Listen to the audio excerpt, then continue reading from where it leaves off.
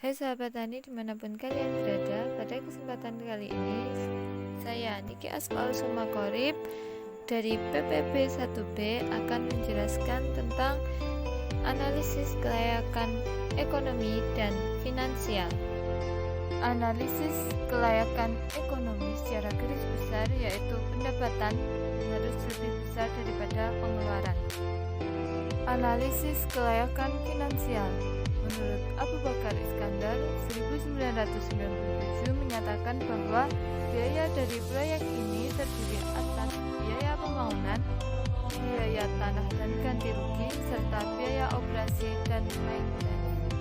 Analisis kelayakan ekonomi secara lebih mendalam yaitu kelayakan untuk semua pihak yang mengambil manfaat baik secara langsung maupun tidak langsung dari sebuah pembangunan atau pengembangan pembangunan suatu sistem transportasi.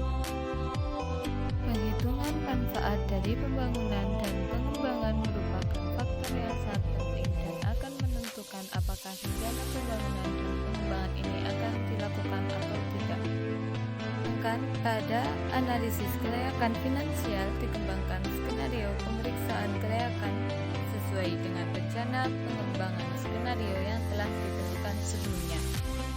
Analisis kelayakan finansial keputusan untuk melakukan investasi yang menyangkut sejumlah besar dana dilakukan dengan harapan mendapat keuntungan dalam jangka panjang seringkali berdampak besar terhadap kelangsungan hidup suatu proyek.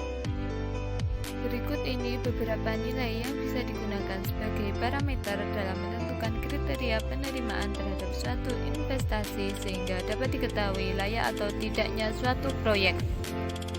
Yang pertama yaitu analisis net present value, yang kedua analisis benefit cost ratio, yang ketiga analisis internal rate of return, yang keempat analisis economic internal rate of return, yang kelima analisis payback period, yang keenam analisis circular cost.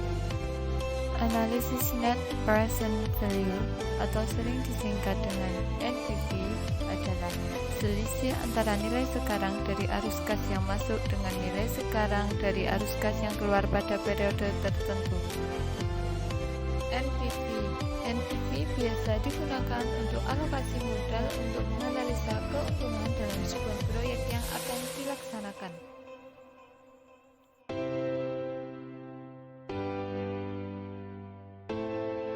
Analisis benefit cost ratio atau PCR memiliki pokok pembahasan yaitu melihat sejauh mana perbandingan antara nilai manfaat terhadap nilai biaya dilihat pada kondisi nilai sekarang atau present value. Perhitungan analisis benefit cost ratio atau PCR didasarkan pada tingkat suku bunga. Jika nilai PCR pada suku bunga berlaku lebih dari 1, maka proyek dikatakan layak secara ekonomi dan dapat dikatakan layak untuk dibangun.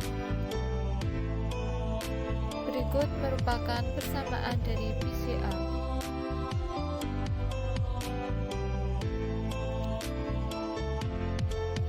Nilai sekarang atau present value adalah beberapa nilai uang saat ini untuk nilai tertentu di masa yang akan datang. Sebagai gambaran adalah jika Anda ingin memiliki uang sebesar 100 juta 3 tahun mendatang dengan tingkat inflasi 7% per tahun, maka berapa uang yang harus Anda persiapkan dari sekarang? Dengan menggunakan rumus present value, Anda akan dapat menentukan berapa uang yang harus Anda tabung untuk mendapatkan uang sebesar 100 juta 3 tahun ke depan. Analisis internal rate of return, pada prinsipnya metode ini digunakan untuk menghitung besarnya rate of return yang sebenarnya. Kriteria kelayakan metode IRS dinyatakan layak jika lebih besar dari tingkat keuntungan yang dikehendaki. Sebaliknya, jika internal rate of return suatu investasi lebih kecil dari tingkat keuntungan yang dikehendaki, maka investasi tersebut dinyatakan tidak layak. Analisis internal rate of return merupakan metode untuk menghitung tingkat bunga yang dapat menyamakan antara present value dari semua aliran kas masuk dengan aliran kas keluar dari suatu investasi proyek. Langkah menghitung yang dapat dilakukan dengan metode ini yaitu yang pertama, menghitung present value dari suatu investasi dengan menggunakan tingkat bunga yang dipilih secara a priori. 2. Membandingkan hasil perhitungan present value dari dengan jumlah present value dari investasi atau outlays. Yang ketiga, jika present value dari lebih tinggi dibanding dengan present value dari investasi atau outlays, maka tingkat bunga yang lebih tinggi harus digunakan.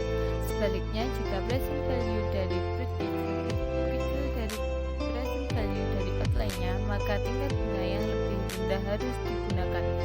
Yang keempat, ulangi langkah ketiga hingga menemukan tingkat bunga yang dapat menjadikan present value dari sama besarnya dengan present value dari outlays. 5. Tingkat bunga yang dapat menjadikan present value dari purchase atau hasil sama besar dengan present value dari outlay-nya atau pengeluaran. Net present value dari usul investasi tersebut adalah 0 atau mendekati 0. Besar tingkat bunga tersebut menggambarkan besarnya IRR dari usul investasi tersebut. Untuk menghitung IRR di mana purchase suatu investasi tidak sama besarnya dari tahun ke tahun, maka dua tingkat bunga yang berbeda dipilih. Kemudian dilakukan interpolasi untuk menentukan tingkat bunga yang mendekati rate yang sebenarnya. Kriteria kelayakan penerimaan investasi menggunakan metode internal rate of return atau IRR adalah suatu investasi yang diusulkan dinyatakan layak jika internal rate of return atau IRR lebih besar dari tingkat keuntungan yang dikehendaki. Sebaliknya, jika internal rate of return atau IRR suatu investasi lebih kecil dari tingkat keuntungan yang dikehendaki, maka investasi tersebut dinyatakan tidak layak. Keuntungan kita menggunakan metode ini adalah kita dapat mengetahui dengan jelas apakah investasi yang dilakukan dapat menaikkan nilai perusahaan, sedangkan kerugiannya adalah metode ini sangat rumit.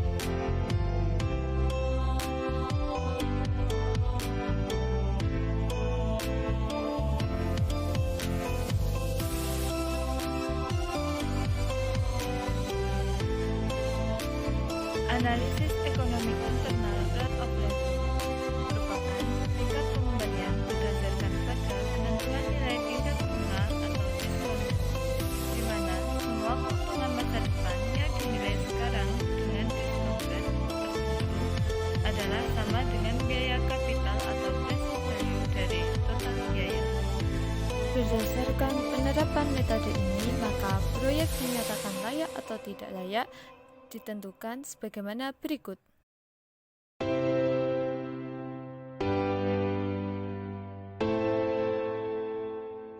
Analisis payback period menjelaskan bahwa dari suatu investasi dapat dihitung dengan cara membagi jumlah investasi atau outlays dengan tahunan.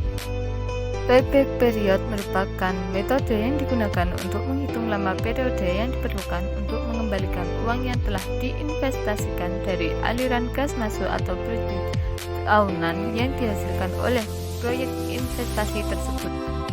Apabila budget setiap tahunnya jumlahnya sama, maka payback period dari suatu investasi dapat dihitung dengan cara membagi jumlah investasi atau outlays dengan budget tahunan. Investasi dinyatakan layak jika payback period lebih pendek dibanding dengan periode payback maksimum. Keuntungan menggunakan metode ini yaitu mudah dihitung dan tidak memerlukan banyak data, sedangkan kekurangannya tidak dapat memberikan informasi tentang profitabilitas investasi.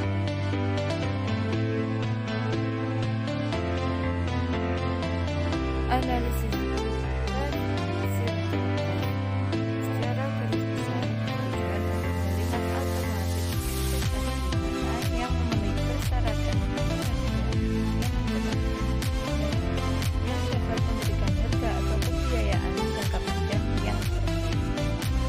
Federal Highway Administration menetapkan bahwa periode analisis untuk LCCA di pekerjaan di bidang jalan harus cukup panjang, setidaknya selama 35 hingga 40 tahun.